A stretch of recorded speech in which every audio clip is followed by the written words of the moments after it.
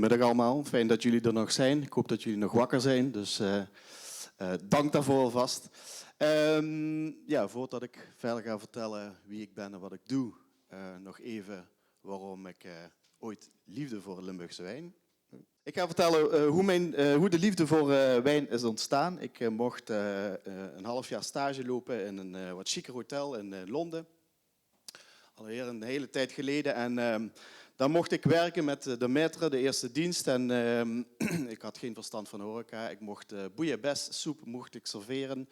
En dat ging zo, dankjewel, langs de rug van een van de gasten, langs de stoelzetel, zo ging die vissoep eigenlijk richting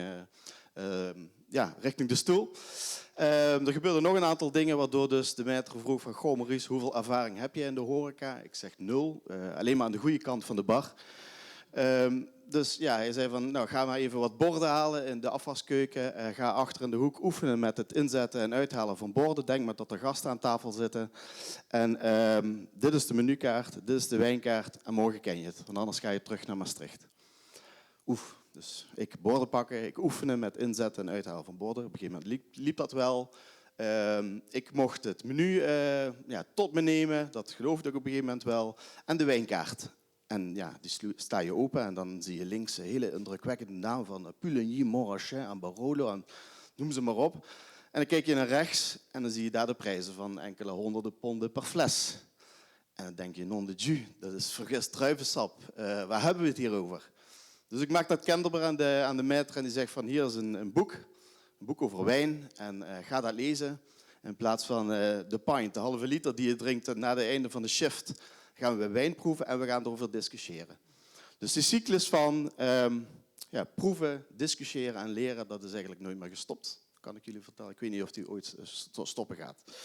Dat is de intro van waarom ik liefde heb gekregen voor wijn in het algemeen. Ondertussen doe ik wat meer. Ik ben zelf, vind ik dat ik gastheer in de gaard ben. Ik wil graag mensen uitleggen wat wijn eigenlijk inhoudt. Natuurlijk gestart in 2018 met de vraag van: goh, is ondernemerschap voor mij iets voor mij? Dus dat is een soort testcase. Ondertussen leer ik daar steeds meer over en het is ontzettend leuk om te ondernemen. Weliswaar doe ik dat part-time. Ik werk nog in het ziekenhuis in Maastricht. En mijn missie was destijds van: ik wil meer Limburgse wijn in de horeca krijgen. Ik wil meer Limburgse wijn bij mensen thuis krijgen. En dat betekent dus dat ik daar een aantal dingen voor moet gaan doen. En dat is degustaties op locatie. Dus ik nam eigenlijk de wijn, het glaswerk, allemaal mee naar de mensen thuis, naar evenementen, naar bedrijven, om Limburgse wijn eigenlijk te laten proeven. Dus eigenlijk die laagdrempeligheid te creëren. Maar wat kan nog meer, dacht ik. Ik wilde graag meer met Limburgse wijn. En ik merkte dat het gemiddelde bestedingspatroon van Nederlanders, ik zeg dat bewust even, Hollanders, in de supermarkten was ongeveer €4, of is ongeveer €4. Dat betekent dat we of heel krenterig zijn, of dat we het product niet goed begrijpen. En ik ga even uit van het laatste. Dus we moeten de boer op. Dat betekent dat je naar wijngaarden gaat, naar domeinen gaat, om te laten zien waar het allemaal om draait. Want wijn is niet vanzelfsprekend. Je moet er ontzettend veel voor doen en laten, heb ik ondertussen begrepen. Nou, kostprijs heb ik al verteld. Ik denk dat we heel veel uit te leggen hebben en heel veel te vertellen hebben. Wat ik daarvoor ontwikkeld heb, is eigenlijk een aantal clusters, een aantal gebieden waar een aantal wijngaarden in liggen. Zodat je dus niet ondertussen, dus tussendoor te veel moet gaan reizen.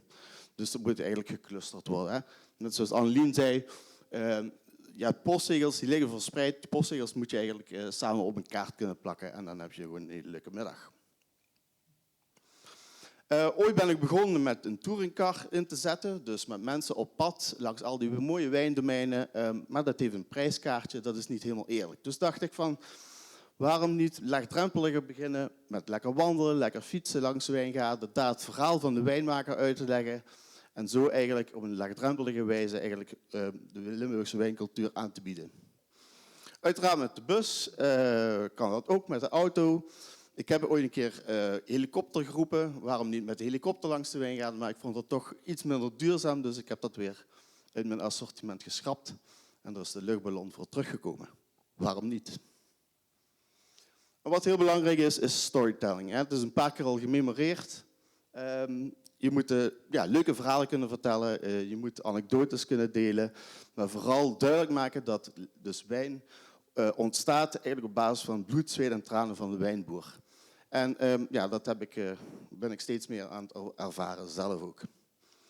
Dus wat ik graag doe is verbinden met gasten, met domeinen, met horecaketens, om dit helemaal verder op de kaart te zetten. En wat ik eigenlijk zie ondertussen, ik heb nu 5 jaar ervaring met het op tour gaan met de gasten richting de wijndomeinen, is dat we nog wat meer winst kunnen halen uit guest journeys, zogenaamd.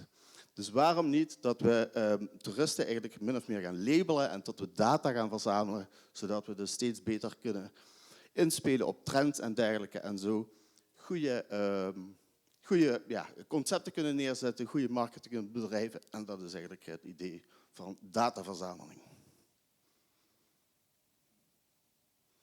Nou, wat zit nog aan het vat? Ik doe momenteel de opleiding tot wijnbouwer, onder andere bij Pedro. In het 2e jaar zit ik nu, dus ik mag nog een 3e jaar dit keer.